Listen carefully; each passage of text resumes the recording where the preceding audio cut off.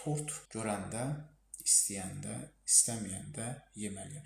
Yeməlisiniz yeyin də, yəni yeməlisinizsə yeyin. Mən buna heç nə eləyə bilməyəcəm. Baxın, siz mənə feilin vacib şəklində cümlə qurursunuz. Yeməliyəm. Olmalıdırsa da olsun. Əlbəttə ki, olan şeylərin müəyyən sonucu var. Mən yeməliyəm. Tamam, yeməliyəm, yeyin. Deməli yeməlisiniz. Axırı nə olacaq? Heç hansısa da endokrinoloq sizə belə 200-300 manatlıq dərmanlar yazacaq. Oturub deyəcəksiniz, yeməliydim.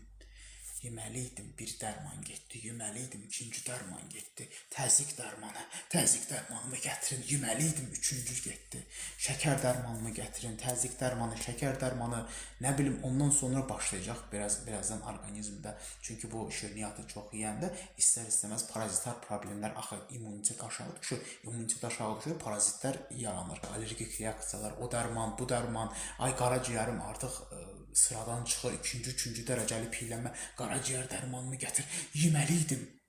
Onu da yeməliyəm deyəcəksiniz. Biraz emosional danışıram, çünki sevmirəm bu. Almalıdır, yeməliyəm.